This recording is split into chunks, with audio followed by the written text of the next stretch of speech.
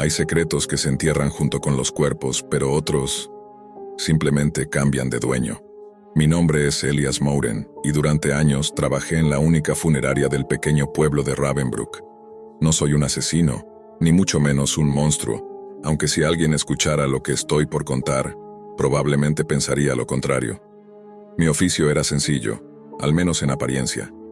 Dirigía la funeraria Mouren y Hijos, un negocio que había pertenecido a mi familia durante 3 generaciones. Mi padre me enseñó todo lo que sabía: cómo preparar un cuerpo, cómo mantenerlo presentable, cómo ofrecer consuelo con palabras vacías a familias destrozadas. Desde joven supe que no quería esa vida. Fui a la escuela de medicina con la esperanza de escapar del olor del formol y del peso de la muerte. Pero el destino, como suele hacerlo, me trajo de vuelta. Mi padre falleció de un ataque al corazón una tarde de invierno. En su testamento me dejó la funeraria y una última petición: que fuera yo quien preparara su cuerpo para el funeral. Tuve que embalsamar a mi propio padre, y aunque fue lo más difícil que he hecho, lo cumplí. Después de eso, entendí que no podía abandonar el negocio. El pueblo dependía de mí. Sin esa funeraria, las familias tendrían que recorrer kilómetros para despedirse de sus muertos. Además, con los préstamos estudiantiles asfixiándome y sin nadie más que me ayudara, la decisión se hizo evidente. Debía seguir con el trabajo, aunque encontrara una manera paralela de sobrevivir. Fue entonces cuando descubrí lo rentable que podía ser la muerte. Los cuerpos llegaban cada semana, algunos jóvenes, otros ancianos, todos con algo en común. Ya no necesitaban lo que llevaban dentro. Con la experiencia que tenía de mis años en medicina, comencé a extraer órganos de algunos cadáveres con precisión, sin dejar rastros visibles. Las costuras quedaban limpias, los trajes y vestidos cubrían todo. Nadie notaba la diferencia. Sus familias, de hecho, solían agradecerme por dejar a sus seres queridos tan tranquilos, tan en paz. Si tan solo supieran que parte de ellos descansaba en un congelador, al fondo de mi negocio, envuelta en bolsas rotuladas y apiladas como si fueran simples muestras clínicas. No me enorgullece decirlo, pero en aquel momento lo veía como algo lógico. Cada órgano que se entierra es un recurso perdido, una pieza de vida que podría salvar a alguien más. ¿Por qué dejar que algo tan valioso se pudriera bajo tierra? Me repetía eso constantemente, intentando convencerme de que no era un crimen, solo un intercambio. Y si de paso ganaba lo suficiente para pagar mis deudas, mejor aún. El siguiente paso fue crear mi propio sitio en la Deep Web, un portal anónimo, oculto tras capas de cifrado, donde publicaba discretamente los órganos que extraía. Cada pieza tenía un precio inicial. Los compradores pujaban con criptomonedas y el mejor postor se llevaba el producto. Yo entregaba el pedido en algún punto apartado, dejaba un contenedor sellado con hielo seco, enviaba las coordenadas y me marchaba. Nadie veía mi rostro. Nadie conocía mi nombre. Durante meses funcionó sin problemas, hasta que apareció Halric, un usuario frecuente que se volvió mi mejor cliente. Ofrecía cifras exorbitantes por cualquier órgano que publicara, y siempre ganaba la puja. No sé quién era realmente, ni cómo conseguía tanto dinero. Solo sabía que mientras él siguiera comprando, yo podría dormir tranquilo, o al menos intentarlo, sabiendo que mis préstamos bajaban y mi cuenta subía. Una noche, obtuve una oportunidad única, un cuerpo completamente intacto. Un hombre que había muerto de hipotermia, encontrado en una carretera nevada. Su piel, aún fría pero firme, conservaba los órganos en un estado casi perfecto. Extraerlos fue un trabajo meticuloso, casi quirúrgico. Corazón, pulmones, riñones, incluso el hígado, aunque algo dañado. Publiqué todo el lote y, como era de esperarse, Halric se quedó con la mayoría. Esa entrega cambiaría todo. Conduje varias horas hasta las afueras de Grenton, una ciudad distante. Llevaba una nevera portátil repleta y el sonido sordo del hielo derritiéndose acompañando cada kilómetro. Estaba agotado. El trabajo físico de esa noche me había dejado los brazos entumecidos y los ojos pesados. Por eso no noté el coche negro que me seguía a distancia, hasta demasiado tarde.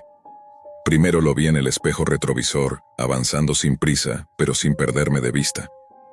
Sentí un escalofrío, una sensación que no sentía desde que era niño.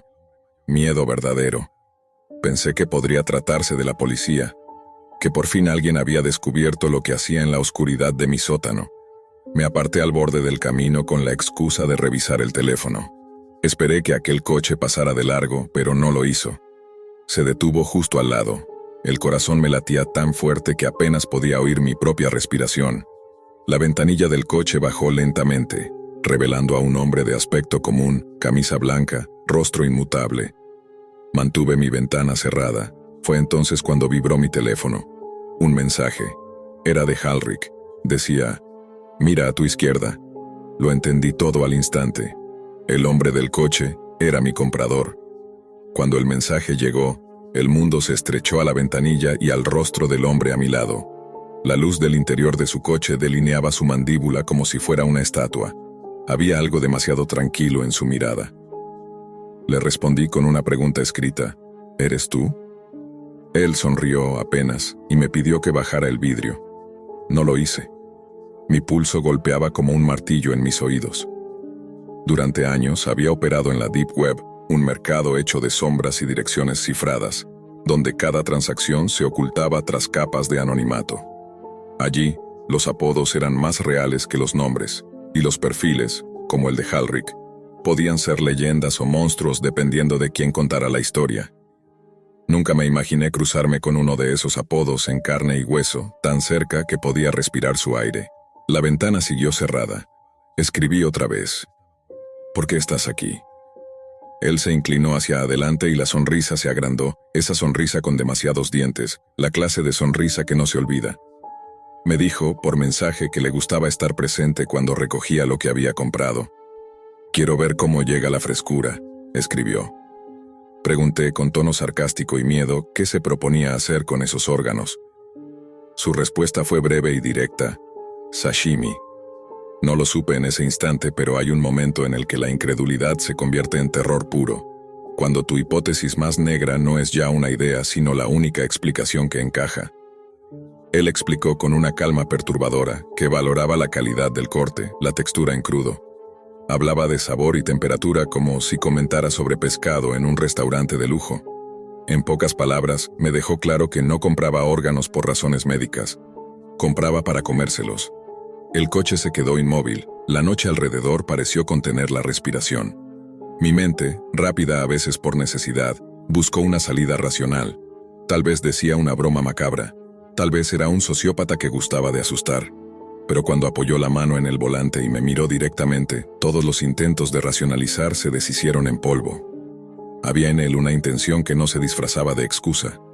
Apreté el acelerador. No pensé en testigos, ni en ética, ni en explicaciones.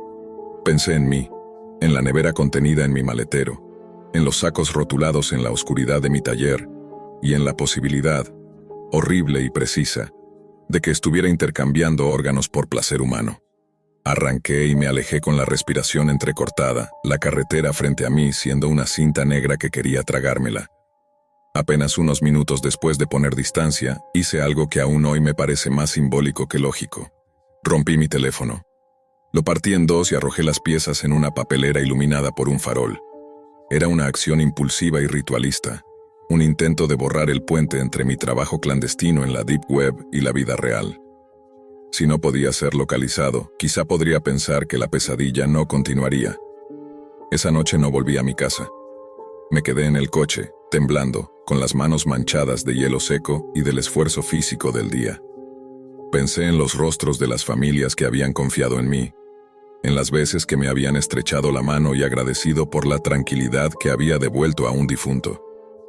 Pensé en la cabeza fría de la contabilidad, los pagos en Bitcoin que llegaban puntuales, la facilidad con la que el dinero llenaba los vacíos. Al amanecer, cuando las sombras se aclararon y la temperatura devolvió al mundo sus contornos habituales, conduje de vuelta a Ravensbrück. El taller olía como siempre a formol y cera. Sin embargo, para mí, el olor ya no era neutro. Tenía un peso que antes no cargaba, el peso del conocimiento de lo que aquello podía alimentar fuera del cuarto de embalsamamiento. Deshice el pedido que tenía en el coche, no por compasión divina ni por un súbito arrebato moral, sino por pánico puro. Esconderlo de la vista, devolverlo al congelador, asegurarme de que nadie pudiera acceder a él ya sin mi intervención. Fue la primera vez que vi mis propias manos, acostumbradas a cortar con precisión, temblar de una manera que no controlaba. Ese encuentro dejó una huella que no se lavó con agua ni con tiempo. Por primera vez en mucho, sentí que mi dominio sobre la situación se desmoronaba, Había sido yo el que había elegido operar en la oscuridad, pero ahora la oscuridad tenía sus representantes en la vida real, y uno de ellos había mostrado su rostro. En los días que siguieron, evitaba la web profunda con la misma obsesión con la que un adicto evita la droga que lo traicionó. Revisé los registros de las pujas, comprobé transacciones, tracé rutas. Aprendí que, incluso dentro del anonimato, hay pistas, direcciones IP, patrones de compra, coincidencias en horarios, que pueden unir los puntos si alguien está dispuesto a hacerlo. Pero también supe que no había autoridad a la que acudir sin exponerme a mí mismo por completo. La pregunta que me perseguía era simple y demoledora.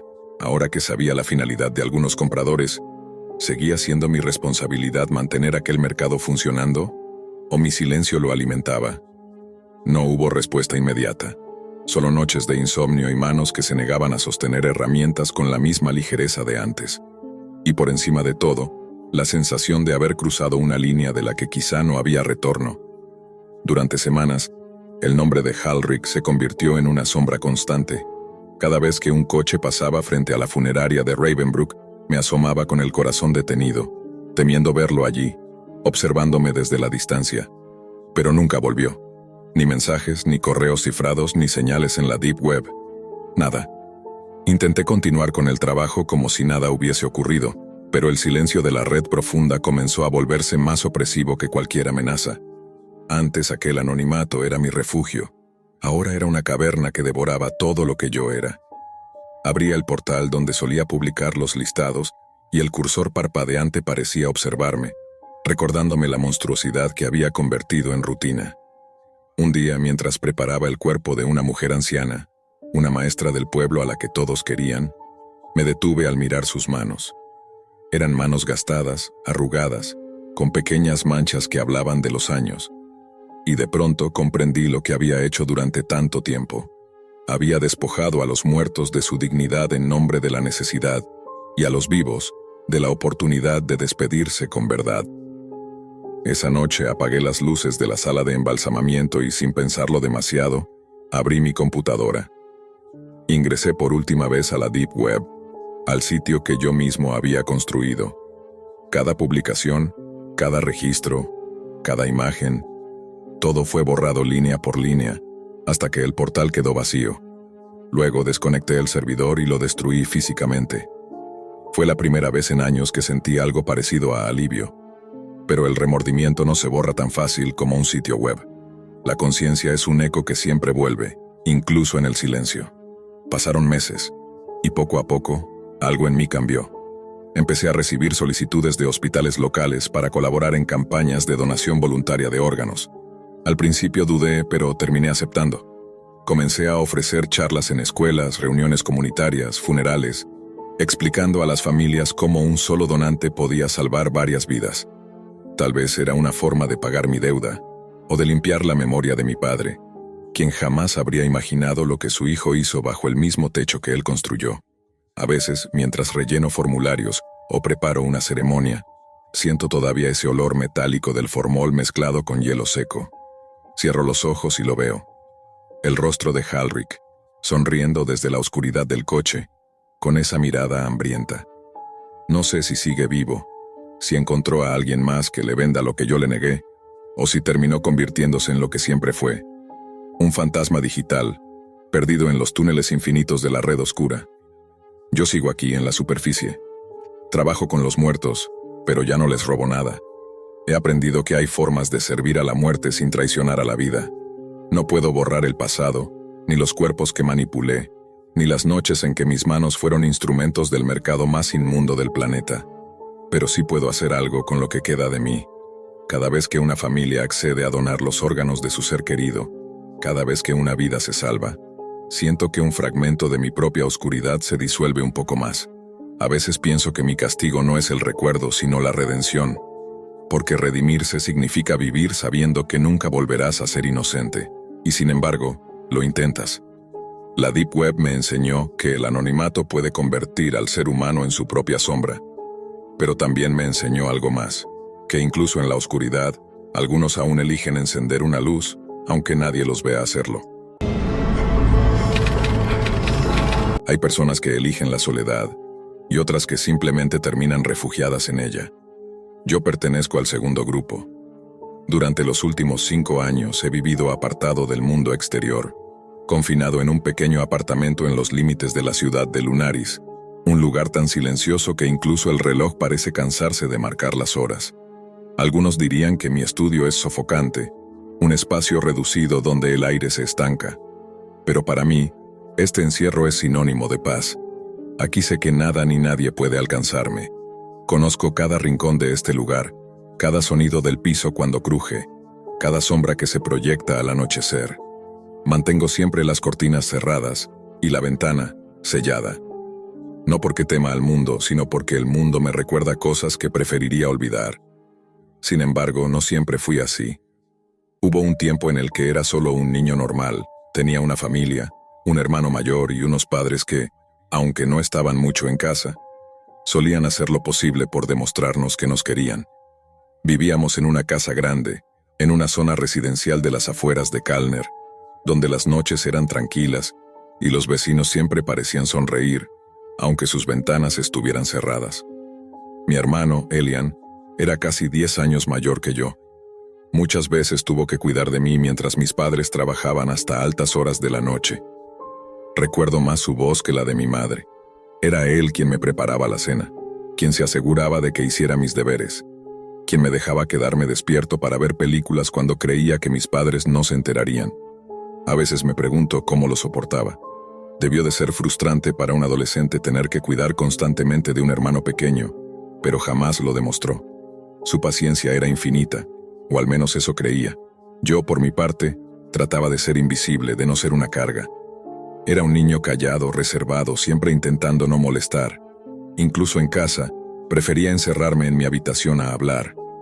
Creía que así estaba haciendo lo correcto, que si pasaba inadvertido todos estarían más tranquilos. Hoy, mirando hacia atrás, pienso que esa misma costumbre de callar me salvó la vida. Una noche, cuando tenía 9 años, desperté sobresaltado por un sonido metálico. Era el picaporte de mi puerta. Al principio creí que era Elian, que venía a decirme que algo había pasado, pero había algo extraño en el modo en que la manija se movía, como si la persona del otro lado no supiera cómo abrirla, o no tuviera paciencia para hacerlo. Por costumbre, yo siempre cerraba con llave mi puerta antes de dormir. Esa timidez infantil, esa necesidad de aislarme, fue lo que evitó que la puerta se abriera. Entonces, los golpes comenzaron, fuertes, bruscos. Cada impacto hacía vibrar la madera y me helaba la sangre. Aquello no era mi hermano, no podía serlo. Elian jamás había perdido la calma conmigo, y mucho menos en medio de la noche. Me quedé paralizado, observando la sombra moverse bajo la puerta. Recuerdo cómo el pomo giró una vez más, cómo los golpes se repitieron hasta parecer una ráfaga de ira contenida. No grité, no tuve valor, solo me escondí bajo las mantas, temblando hasta que el cansancio me venció. A la mañana siguiente, cuando desperté, la casa estaba en silencio. Un silencio tan profundo que lo sentí pesado, como si algo en el aire hubiera cambiado. Abrí la puerta y caminé hacia la sala, y allí el tiempo se quebró. No recuerdo mucho después de eso. Mi mente borró gran parte de lo que vi, como si alguien hubiera arrancado páginas de un libro que no debía leerse. Pero hay fragmentos que nunca desaparecieron, la sangre fluyendo entre las rendijas del piso de madera, el olor metálico que me hizo vomitar, y las luces de la policía tiñendo las paredes de rojo y azul. Los agentes llegaron porque un vecino había escuchado ruidos extraños, aunque lo que encontraron fue mucho más que una simple pelea familiar. Según los informes posteriores, que solo conocí años después, fui el único sobreviviente. No me preguntes cómo. Tal vez porque dormía con la puerta cerrada, o porque el destino tuvo un capricho conmigo. Fui llevado a un centro de acogida, y luego a un programa de apoyo psicológico. Allí me asignaron un terapeuta judicial, la doctora Marlene Rivas, quien me explicó que mi mente había suprimido los recuerdos más traumáticos para protegerme. Supongo que tenía razón, porque durante años no pude recordar los rostros de mis padres, ni la voz de mi hermano. Todo se había desvanecido. Al cumplir 18, logré alquilar un pequeño estudio y vivir solo. Me convertí en lo que muchos llamarían un ermitaño moderno. Trabajaba como técnico informático freelance, arreglando códigos, instalando redes, todo de manera remota. Era eficiente, pero invisible. Me gustaba esa sensación. Vivir desconectado del mundo era más sencillo que enfrentar lo que había allá afuera, hasta que un día me miré en el espejo y me di cuenta de algo. Habían pasado casi 10 años desde aquella noche, y sin embargo seguía siendo el mismo niño temeroso, escondido tras sus paredes. Mi reflejo no mostraba a un adulto, sino a un niño que jamás había salido de la oscuridad. Fue entonces cuando decidí intentar cambiar. La doctora Rivas me había hablado de la terapia de exposición, una técnica para enfrentar miedos gradualmente. Primero, debía salir a caminar unos minutos al día, acostumbrarme al ruido, a la luz. Pero yo no quería hacerlo poco a poco. Quería probarme que podía mirar de frente al horror. Quería demostrar que no sentía miedo de la muerte, ni del dolor. Y fue esa impaciencia la que me llevó a cometer el peor error de mi vida. Aquella noche encendí mi computadora y abrí el navegador Tor. Había leído mucho sobre la Deep Web, un rincón del Internet donde lo prohibido y lo oculto se mezclan. Un lugar donde la moral no existe y la curiosidad puede volverse un castigo. No lo hacía por morbo. Lo hacía porque quería enfrentarme a lo que más temía: la muerte, el sufrimiento, la oscuridad. Creía que si podía observarlo sin apartar la mirada, dejaría de tenerle miedo. Activé múltiples capas de seguridad, cifrados, proxies. No era ningún amateur. Conocía bien los riesgos. Si iba a sumergirme en ese abismo, no dejaría rastros. Y así, entre foros anónimos y enlaces ocultos, comencé a explorar. Vi imágenes que ningún ser humano debería ver. Personas destrozadas por accidentes, soldados mutilados en campos de batalla, cuerpos calcinados por la electricidad o la guerra. Mi estómago se revolvía, pero mis ojos seguían fijos. Una parte de mí lloraba por dentro, otra seguía avanzando. No podía detenerme. Sentía que estaba al borde de recordar algo que llevaba años escondido. Y entonces, entre todos esos enlaces, apareció uno con un título que me heló. Noche familiar que salió mal. Pensé que sería solo otro video más, un archivo perturbador entre tantos. Pero lo que vi al abrirlo no era algo que un desconocido pudiera haber grabado. Era mi pasado llamando desde la oscuridad. El video comenzó con una toma estática de una sala tenuemente iluminada. Los muebles eran familiares, demasiado familiares. Mi corazón se detuvo cuando reconocí el sofá, la alfombra, las cortinas que siempre mantenía corridas. Sentado allí, atados y con cinta adhesiva sobre sus bocas, estaban un hombre y una mujer de mediana edad. La respiración de ambos era contenida, llena de miedo, mientras un llanto adolescente resonaba desde algún lugar fuera de la cámara. Mi mente trataba de procesarlo, pero no había manera de racionalizar lo que veía. Cada movimiento, cada gesto, me resultaba dolorosamente familiar. Entonces, aparecieron ellos, 2 hombres con pasamontañas negros. Caminaban con paso lento, como si la tensión fuera un juego para ellos. Colocaron sus manos sobre los hombros del hombre y la mujer, un gesto que en apariencia parecía tranquilizador, pero cuyo efecto fue devastador. En un instante, esas manos se convirtieron en fuerza implacable. Cuchillas brillaron a la luz de la lámpara, y en un movimiento simultáneo, las cortaron las gargantas de los adultos. Los gritos se ahogaron en el silencio, solo dejando salir un débil jadeo de aire. Mi estómago se revolvió y mi respiración se detuvo. Quise cerrar el navegador, apagar la computadora, gritar, huir, pero no podía. Y luego la cámara se desplazó lentamente hacia un joven atado a una silla. El corazón me explotó al reconocerlo. Era mi hermano Elian. La sala era la mía, los rostros en el sofá eran los de mis padres. Lo que estaba viendo no era ficción, era una grabación de la noche que había destruido mi vida, el asesinato de mi familia, un recuerdo que mi mente había bloqueado durante años. Todo encajó de golpe, los golpes en la puerta, los gritos apagados, la sensación de impotencia, todo. La Deep Web, ese abismo de lo prohibido y lo oculto, me había devuelto la memoria que mi cerebro había protegido a toda costa. La evidencia estaba allí, en mis manos, y aunque no pude cambiar lo ocurrido, al menos podía usarla para algo. Llamé a la policía de inmediato. Les proporcioné la ubicación del video, los enlaces, las capturas de pantalla. Gracias a eso, el caso del asesinato de mi familia, un misterio sin resolver durante años, cobró nueva fuerza. Los investigadores pudieron conectar la grabación con otros archivos, reconstruir los movimientos de los criminales y finalmente empezar a cerrar los vacíos que habían dejado en la investigación. No hubo alivio instantáneo, no hubo regreso a la normalidad, pero sentí algo que hacía años no sentía: control. Había tomado un riesgo inconmensurable, había enfrentado mis miedos de frente y había encontrado un propósito en medio de la tragedia.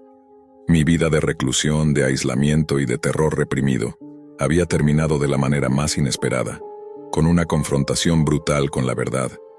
Hoy sigo viviendo solo en Lunaris, con mi apartamento sellado, con mis cortinas siempre corridas.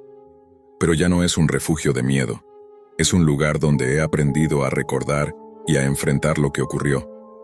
La Deep Web me mostró el horror que había evitado toda mi vida, pero también me brindó las pruebas para darle justicia a mi familia.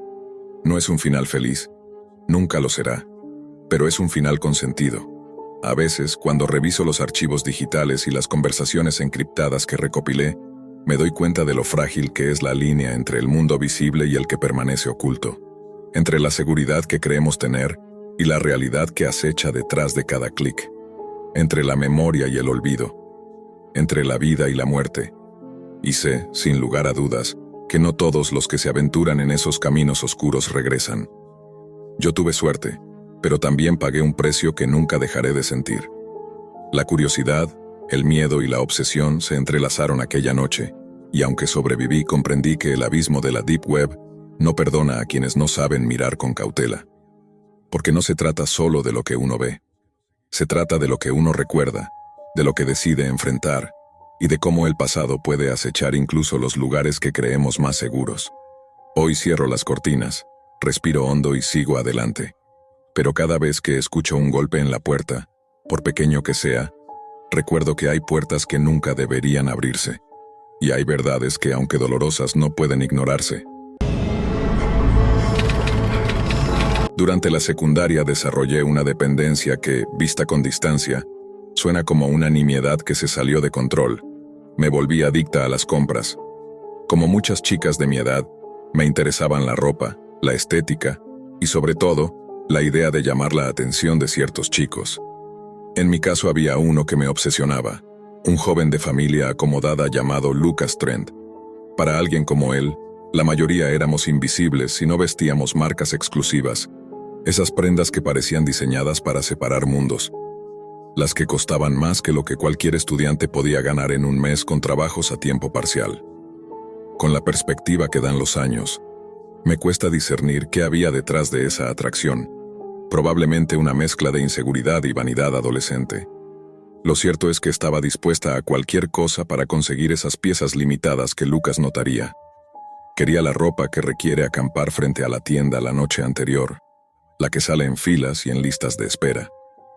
Quería producir la impresión equivocada de que pertenecía a otro estrato social. Sabía que era ridículo, pero esa irracionalidad se convirtió en mi motor. No tenía ni el dinero ni la libertad para costear esas compras. Mis padres jamás aprobarían un gasto así que comencé a buscar alternativas. Mercados de segunda mano, plataformas de reventa. Pronto descubrí que muchos revendedores inflaban los precios hasta superar incluso el coste original. Fue una decepción tras otra, hasta que una noche, en uno de esos buceos nocturnos por páginas y foros, apareció la palabra que cambió todo: Deep Web. La Deep Web, ese submundo de Internet accesible con navegadores anónimos, tenía fama de hospedar todo tipo de comercio clandestino. Leyendas urbanas, hilos de discusión y algún artículo sensacionalista hablaban de ofertas imposibles, productos robados, identidades a la venta, mercancía que no figuraba en los catálogos convencionales.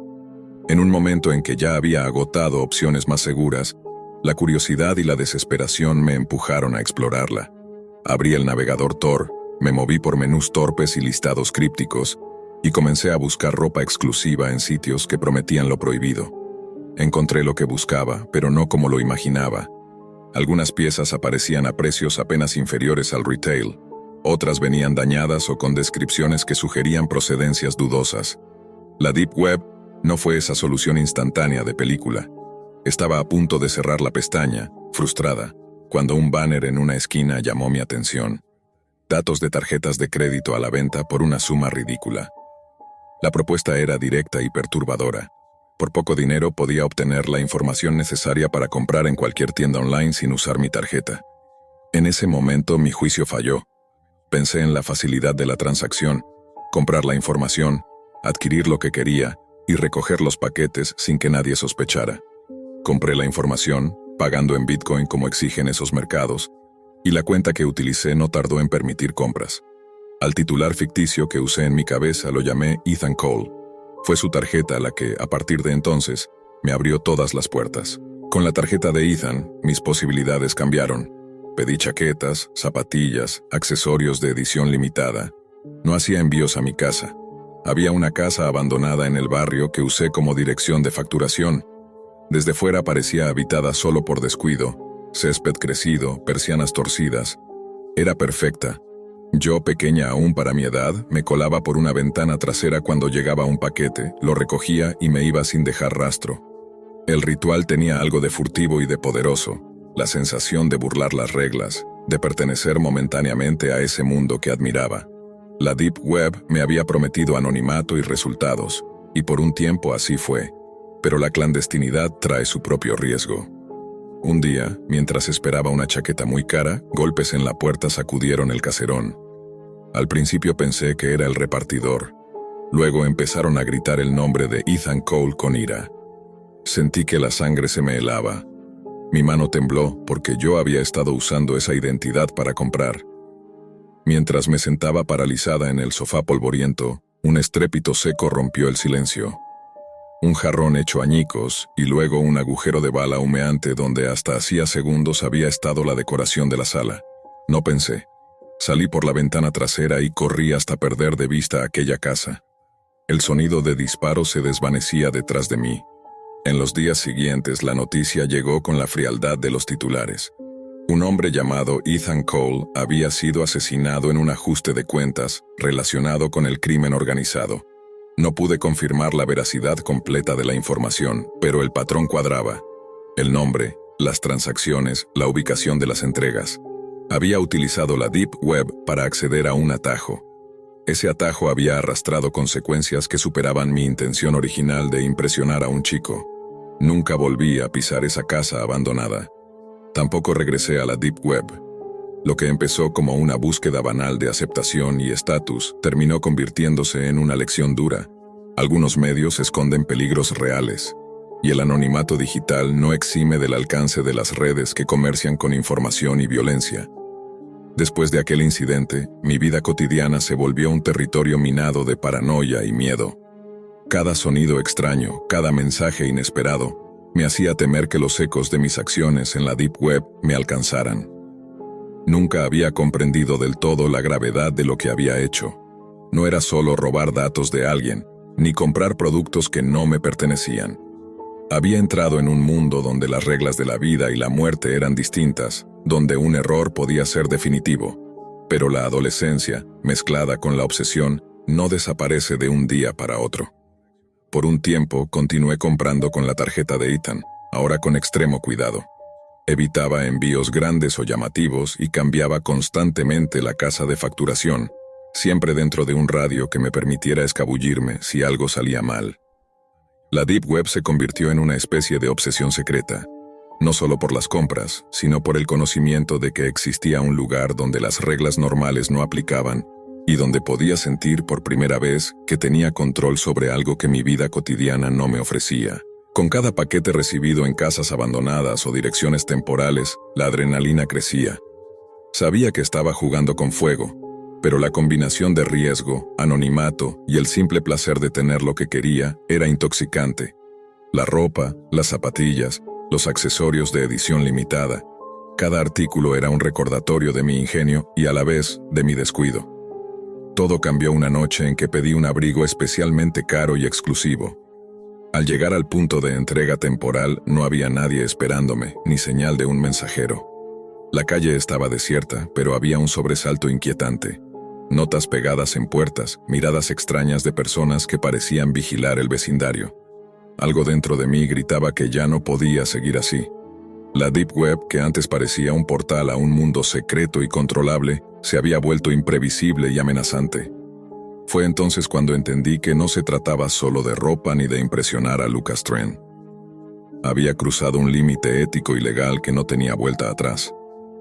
Cada transacción que había hecho, cada paquete que había recogido en secreto, había dejado un rastro invisible, accesible para quienes sabían dónde buscar.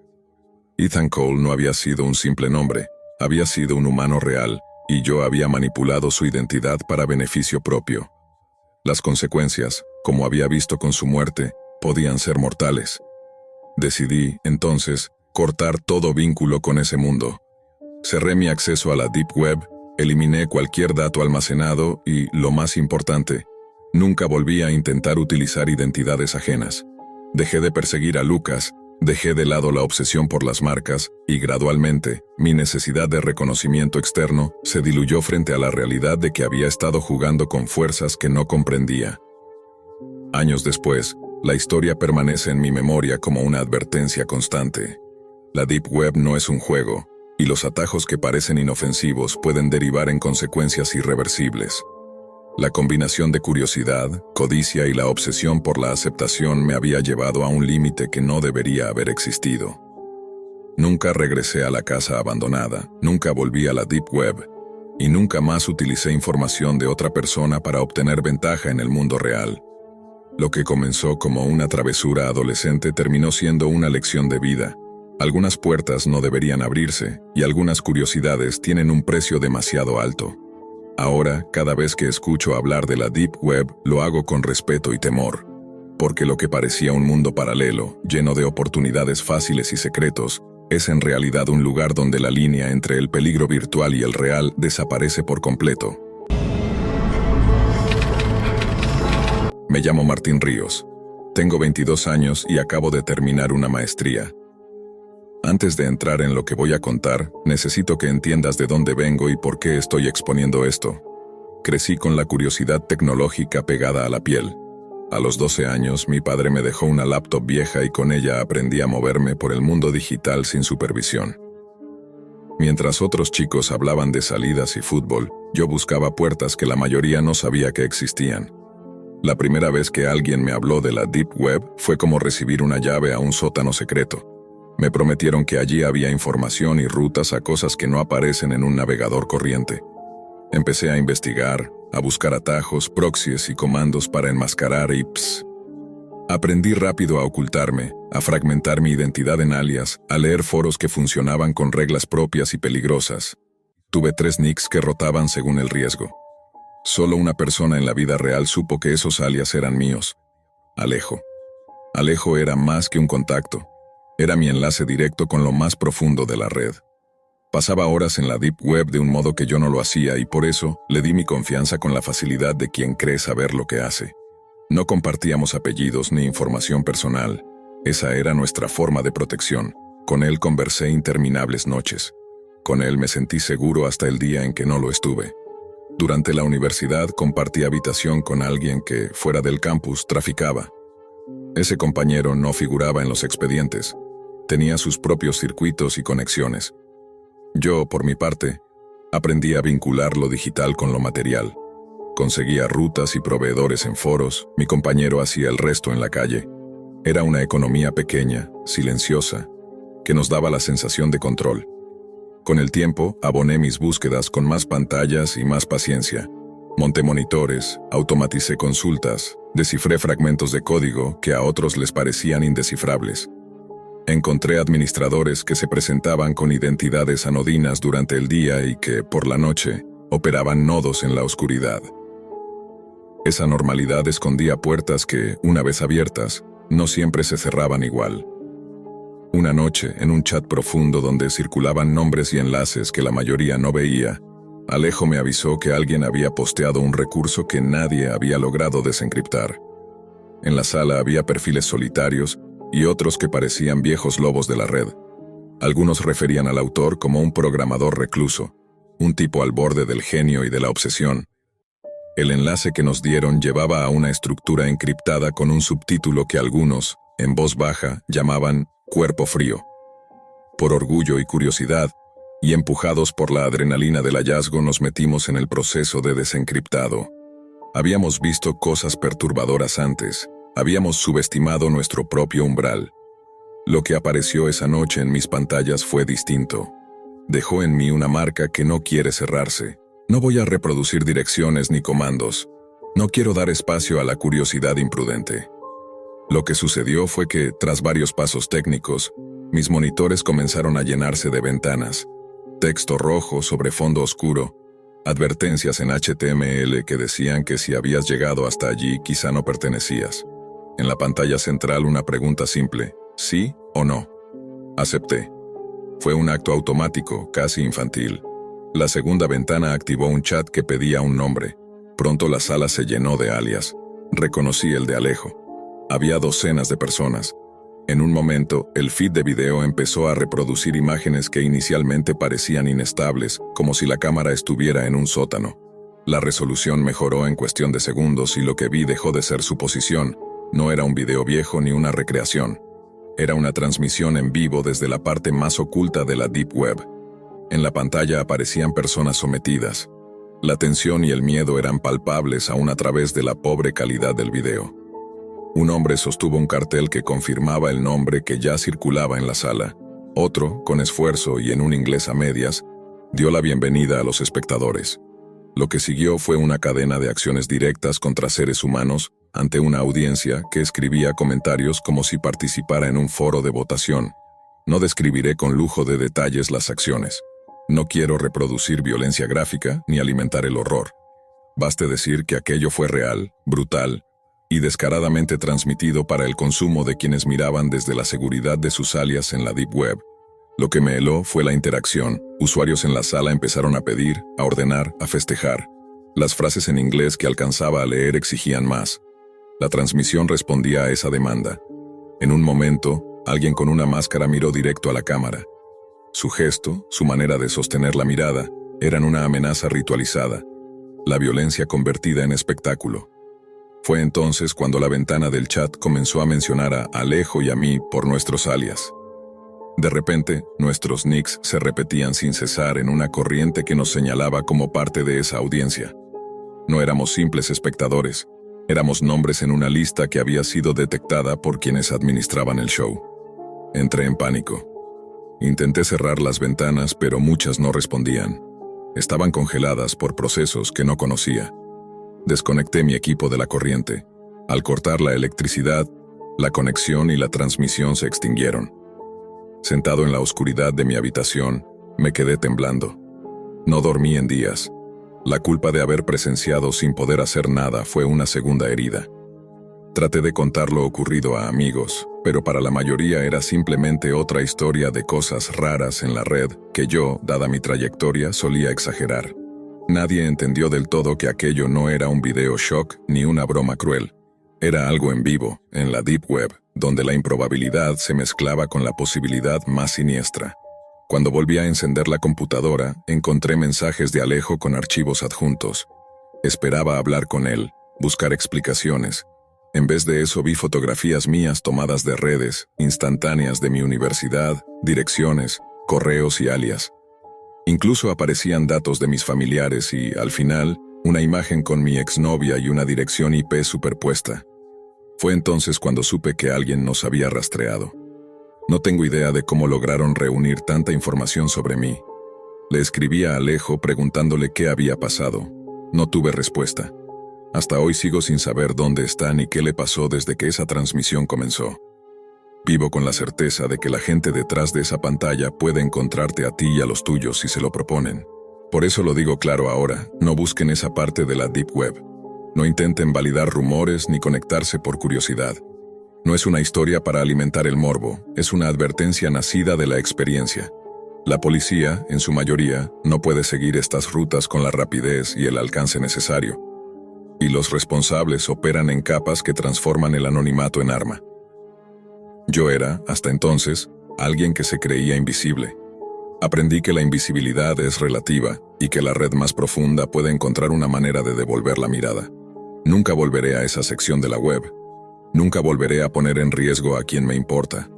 Esta es mi crónica de lo que vi y de lo que me encontró. No cuento más porque el silencio, en este caso, es parte de la supervivencia. Después de aquella noche me tomó días recuperar algo de normalidad. Cada vez que encendía mi computadora sentía que la sala de chat, los alias y los comandos que abrían la transmisión seguían acechándome. La Deep Web se volvió para mí un lugar prohibido, un abismo al que jamás debía regresar. Pero la curiosidad y la sensación de incompletitud me hicieron intentar entender cómo nos habían rastreado. Alejo y yo habíamos sido cuidadosos durante años. Nuestras identidades fragmentadas, nuestros proxies y nodos. Y aún así, alguien había sabido exactamente dónde estábamos, quiénes éramos, incluso detalles de nuestras vidas fuera de la red. Fue entonces cuando comprendí que la Deep Web no solo es un espacio de anonimato y riesgo tecnológico. Es un lugar donde las reglas comunes del mundo físico pierden sentido y donde la vigilancia se mezcla con la impunidad. Intenté reconstruir la secuencia, la forma en que la transmisión se activó, los patrones de los alias, los mensajes que mencionaban nuestros nombres. Cada paso que Alejo y yo habíamos dado estaba registrado en algún nodo remoto, accesible solo para aquellos con habilidades y recursos extraordinarios. Me di cuenta de que estábamos ante una organización dentro de la Deep Web, una red que no buscaba lucro, sino control y terror. Lo que habíamos presenciado no era un acto aislado, era una demostración, un recordatorio de que los que operan en la profundidad absoluta de Internet pueden encontrar a cualquiera, en cualquier momento. Decidí que la única forma de sobrevivir era desaparecer. Eliminé rastros, cambié alias, reestructuré cuentas de correo y todo acceso a servicios que pudieran asociarme con mis antiguos perfiles. Cambié de ciudad, reduje al mínimo mi interacción digital y rompí contacto con todo lo que me conectara al pasado. Alejo no respondió a mis mensajes y, hasta el día de hoy, desconozco su paradero. A veces pienso que tampoco sobrevivió a esa noche, aunque no tengo forma de confirmarlo. La sensación de impotencia, de haber estado tan cerca de algo que no podía comprender ni detener, se convirtió en un recordatorio constante. La Deep Web no perdona ni olvida. Con el tiempo, la paranoia se mezcló con la necesidad de procesar lo que había pasado. Aprendí a vivir con la certeza de que alguien tiene información sobre mí y mi familia, que sabe quiénes somos y dónde estamos. No me atrevo a conectarme a ciertos foros ni a explorar áreas profundas de la red. La curiosidad que antes me impulsaba ahora me da miedo. Lo que antes parecía un juego de habilidad y anonimato, ahora es un riesgo mortal. Cada notificación inesperada, cada archivo que llega sin que lo espere, me recuerda que fui observado, estudiado, marcado. Compartir esto no es un acto de valentía, sino de advertencia. La Deep Web puede parecer fascinante y estimulante, secretos ocultos, acceso a información que pocos ven, pero también es un lugar donde la violencia, el control y el terror existen en tiempo real. Lo que presencié, aunque suavizado en esta narración, ocurrió frente a mis ojos y frente a los ojos de otros que, como yo, creyeron que eran invisibles. La diferencia es que ellos no escaparon. Yo tuve la suerte de poder desconectarme, de cerrar las ventanas y cortar la electricidad. Pero esa suerte tiene un precio: vivir con la certeza de que existe un lugar en Internet donde los límites de la moral y la humanidad desaparecen. Hoy sigo con mi vida, pero la experiencia me cambió para siempre. No hay confianza absoluta, no hay anonimato completo. La Deep Web es un espejo oscuro de nuestra curiosidad y nuestra capacidad de ignorar riesgos. He dejado de explorarla, de jugar con lo que no debo, pero cada vez que pienso en aquella sala de chat, en los alias que aparecieron y en la transmisión que jamás debería haber visto, siento que la experiencia me persigue. Alejo, yo y las personas que estuvieron allí somos recordatorios de que la tecnología puede crear un escenario donde lo inimaginable se vuelve posible. Y también es un recordatorio de que a veces la curiosidad no es solo peligrosa, puede ser mortal. Nunca volveré a ese lugar de la red. Nunca volveré a arriesgarme a la profundidad de la Dark Web. Todo lo que puedo hacer ahora es vivir con lo que vi, mantenerme invisible y advertir a quienes pudieran sentir la misma tentación. La curiosidad en la Deep Web tiene un costo que no siempre se puede pagar. Lo que sobrevivió en mí no fue solo el miedo, sino la certeza de que hay cosas que no se deben buscar, caminos que nunca deberían abrirse y secretos que son demasiado peligrosos para ser conocidos. La experiencia me enseñó algo que no se aprende en libros ni tutoriales. La seguridad digital tiene límites, el anonimato es frágil y la red más profunda puede tocar tu vida real sin que lo notes hasta que es demasiado tarde. Alejo desapareció. Yo sobreviví, pero ninguno de los dos volvió a ser el mismo. Y aunque jamás revele dónde está ese sitio ni cómo acceder a él, la historia que cuento aquí es la prueba de que la Deep Web es un lugar donde el miedo, el control y la vigilancia no son ficción. Son reales, implacables y están esperando al siguiente curioso. Soy Marcos Vega. Esta es la historia que empezó cuando mi novia, Valeria Ono, se mudó a Sakurashi, en un país del este asiático, para trabajar como profesora de inglés. Era una oportunidad profesional con salario decente. Ella enseñaba a estudiantes extranjeros y en apariencia todo iba bien. Para mí no fue fácil. La idea de que Valeria estuviera sola al otro lado del mundo me intoxicaba de ansiedad. «Vuelve pronto, ¿sí?», le decía en voz baja cada vez que colgábamos de una videollamada. «Lo haré, tranquilo», respondía ella. «¿Cerraste la puerta con llave?» «Sí, ya está cerrada», insistía yo. «No seas ridícula». Me llamaba exagerado. Yo solo quería saber que ella estaba a salvo. La distancia empezó a pasar factura en mi salud. Noches intranquilas, ataques de pánico que el médico terminó mitigando con un inhalador. Aún así, yo quería apoyarla. Viajaba cada cierto tiempo para visitarla, sobre todo en fechas menos exigentes para sus clases. Pasaba las horas consumiendo programas de la televisión local mientras Valeria y su compañera de piso, Aiko, trabajaban a distancia tras sus jornadas. Sakurashi era un choque cultural, pero cuanto más me acostumbraba, más se diluía mi miedo. Habíamos establecido una rutina. Llamadas todos los días a las 3 de la madrugada, hora local mía, que coincidía con las 5 de la tarde allá. Era una forma de sostenernos. Valeria y su compañera solían salir en las noches de fiesta. Me tranquilizaba saber que no estaba completamente sola. Los pocos amigos que conocían mi preocupación me enviaban mensajes de apoyo. Todo cambió una noche templada de otoño. Recibí un mensaje de un antiguo compañero de la universidad. «Mira esto, sé que te preocupa, Valeria». Me envió un enlace a un foro de debate con el título «¿Es seguro enseñar en el extranjero?». Curioso y con una mezcla de escepticismo, abrí el hilo. Al principio eran testimonios anodinos, experiencias positivas, consejos para conseguir vivienda, recomendaciones de barrio. Luego, un usuario dejó un enlace con un aviso. «Si vas a aceptar un contrato allí, mira esto primero». Sentí una punzada de inquietud, pero la curiosidad pudo más. Hice clic. El enlace conducía a un video de mala calidad, alojado en los rincones más oscuros de la red. Una pieza más de esa zona de Internet que algunos llaman la Deep Web, donde circulan contenidos anónimos y clandestinos. Mostraba a una mujer atada y cubierta con cinta, su rostro oculto por una máscara simple con una inscripción que no podía identificar a primera vista. En un primer momento pensé que era montaje, algún tipo de performance macabra o una película underground. Pero el tono del video, la voz, los sonidos, no parecía actoral. Un hombre se acercó con un arma contundente y exigió que la mujer dijera su nombre. La escena era perturbadora. Cuando la mujer logró balbucear algo, el clip terminó de forma abrupta. Cerré la ventana, el estómago en nudo, y llamé a Valeria por videollamada al instante. Eran las 3:15, la hora en la que solíamos hablar. La llamada no entró. Esperé.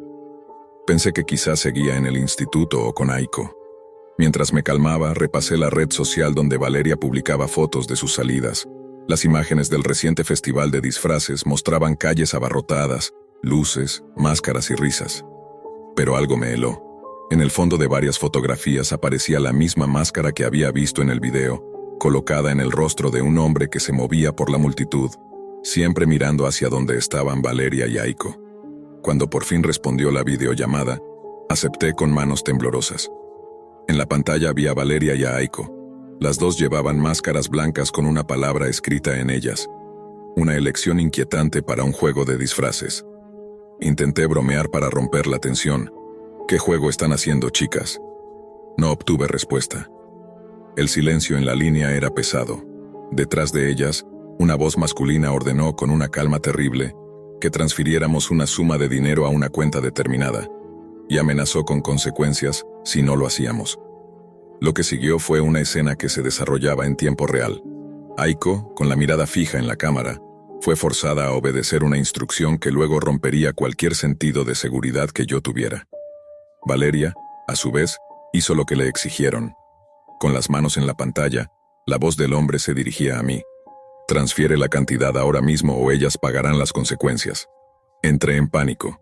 No supe racionalizar. Abrí la aplicación de pagos en mi teléfono, una cuenta digital que usábamos para enviar dinero, y realicé la transferencia solicitada. Sentí que cada segundo se alargaba hasta hacerse insoportable. El hombre detrás de las máscaras adoptó un tono que pretendía normalizar la violencia. Hablaba de supervivencia, de hambre, de justificar sus actos como si fueran transacciones económicas para sostener a alguien. Me trató como si fuera imprescindible que entendiera lo inevitable. Tras confirmar la transferencia, intenté devolver la llamada a Valeria. No tuve respuesta. Mi desesperación trepó a un nuevo grado de angustia. El silencio se volvió absoluto, y la pantalla del teléfono me devolvía una sensación de vacío que no había experimentado antes. Aquí me detendré. Lo que sucedió a continuación, las imágenes, los mensajes, el peso definitivo de la realidad, forman el cierre de esta narración. No lo revelaré ahora. Seguiré con la reconstrucción y el análisis en la parte siguiente cuando me lo pidas. Después de aquella videollamada y la transferencia, la sensación de impotencia me consumía. Sentía que el mundo se había reducido a la pantalla del teléfono, donde la amenaza permanecía latente. Sabía que lo que había visto no era un simple acto de extorsión. Había algo en el modus operandi del hombre que denotaba planificación y conocimiento de cada movimiento de Valeria y Aiko. Cada máscara, cada orden, cada foto publicada, parecía parte de un ritual meticulosamente calculado. Pasaron minutos que se sintieron como horas. No podía dejar de pensar en la Deep Web, en cómo aquel contenido aterrador circulaba sin control, en los rincones oscuros de Internet, donde personas como aquel hombre operaban con total anonimato, observando y esperando. Mi ansiedad se convirtió en un estado permanente de vigilancia. Revisaba cada mensaje, cada correo, cada notificación, buscando señales, alguna pista de lo que estaba ocurriendo. Intenté comunicarme con las autoridades locales en Japón, pero la diferencia horaria, los procedimientos legales y mi limitada capacidad de intervenir directamente me dejaban frustrado, atrapado en un limbo de impotencia. Al día siguiente, decidí que debía actuar con cautela. Analicé de nuevo cada fotografía de Valeria en redes sociales, intentando encontrar patrones, rastros del hombre de la máscara, algún detalle que pasara desapercibido. Lo que descubrí me congeló la sangre. En varias imágenes el mismo hombre estaba posicionado estratégicamente, como si supiera exactamente cuándo y dónde se tomarían las fotos. No era coincidencia. Todo estaba planeado para mostrar control, para intimidar, para recordarme que no tenía poder sobre la situación. Durante la tarde recibí un segundo mensaje en la cuenta de Valeria. Era un archivo adjunto, una imagen perturbadora de Aiko y Valeria con las máscaras blancas, pero esta vez con notas manuscritas en un idioma que parecía japonés mezclado con símbolos extraños. La combinación de lo digital y lo físico, de la amenaza virtual y la prueba tangible, me dejó claro que estaba tratando con alguien que comprendía la psicología de sus víctimas y de quienes los rodeaban. La Deep Web no era un simple portal de curiosidades. Era un espacio de control absoluto para individuos sin escrúpulos, donde los límites legales y morales se diluían. Decidí documentar todo. Cada mensaje, cada captura de pantalla, cada detalle del video que había visto. Necesitaba tener evidencia, aunque sabía que no podría proteger a Valeria directamente. Durante horas revisé tutoriales, foros y artículos de expertos en seguridad digital, intentando entender cómo rastrear la ubicación de alguien que se mueve con tanto anonimato. Cada minuto que pasaba aumentaba la sensación de urgencia. Cada notificación del teléfono me provocaba un sobresalto, un temblor que no podía controlar. Al caer la noche recibí una videollamada inesperada. Esta vez la conexión fue inmediata. En la pantalla apareció Valeria. Su rostro mostraba miedo pero también determinación. Las máscaras ya no estaban. Estaba sola frente a la cámara, sosteniendo un cuchillo que parecía más un símbolo que un arma, mientras detrás de ella se oía el murmullo del hombre exigiendo la transferencia de dinero. En ese instante comprendí que no podía solo mirar ni esperar. Debía seguir sus instrucciones para salvarla. Mi corazón latía con fuerza mientras completaba la transacción digital solicitada. Cada cifra ingresada era un recordatorio del control que aquel hombre tenía sobre nuestras vidas. La voz masculina detrás de la cámara se dirigió a mí, explicando, casi justificando sus acciones. Hablaba de supervivencia, de necesidad, de un mundo cruel donde solo los fuertes sobrevivían. Intenté razonar con él, implorarle que liberara a Valeria, pero cada palabra parecía reforzar la tensión y el peligro inminente. Entonces, ocurrió algo que no olvidaré jamás. Valeria, en un acto de decisión desesperada y valiente, confrontó la situación con un gesto inesperado. En un movimiento rápido neutralizó la amenaza directa contra Aiko, mostrando un coraje que desbordaba cualquier miedo que yo tuviera. Fue un momento que combinó terror y alivio, donde la línea entre víctima y superviviente se difuminó en una fracción de segundo. Tras la tensión inicial, el hombre se retiró de la cámara dejando tras de sí un silencio absoluto. Las imágenes y los mensajes posteriores, que llegaron casi inmediatamente, mostraban que tanto Valeria como Aiko estaban a salvo físicamente, aunque marcadas por la experiencia. La sensación de alivio fue tan intensa como el miedo que me había acompañado durante días. Finalmente podía respirar, pero comprendí que la memoria de lo ocurrido y la vulnerabilidad que expone la Deep Web nunca desaparecerían por completo. Con el tiempo, Valeria y yo trabajamos juntos para reforzar nuestra seguridad digital, aprendiendo sobre encriptación, anonimato y rastreo de amenazas. La experiencia nos enseñó que la vida en la distancia, la tecnología y la interconexión pueden ser herramientas tanto de progreso como de peligro. Lo que comenzó como una preocupación romántica por la seguridad de una persona amada, se transformó en un aprendizaje brutal sobre la fragilidad y la fortaleza humanas frente a la amenaza anónima. Hoy, cada vez que veo una noticia sobre crímenes cibernéticos o contenido extremo en la Deep Web, pienso en aquel día, en cada mensaje, cada video, cada foto. La experiencia nos cambió para siempre, no solo como pareja, sino como individuos conscientes de que el mundo digital puede ser tan oscuro y peligroso como cualquier calle de cualquier ciudad. La vigilancia, la prevención y la educación se volvieron armas indispensables para enfrentar las amenazas que, a veces parecen invisibles, pero están más cerca de lo que imaginamos. Esta historia concluye aquí, con la certeza de que la línea entre normalidad y peligro puede ser frágil. La valentía, la rapidez de decisión y la conexión humana fueron las herramientas que nos permitieron sobrevivir, y aunque la experiencia dejó cicatrices, también enseñanzas que ningún libro ni advertencia podían transmitir. La vigilancia y el respeto por los peligros digitales son tan esenciales como la vida misma.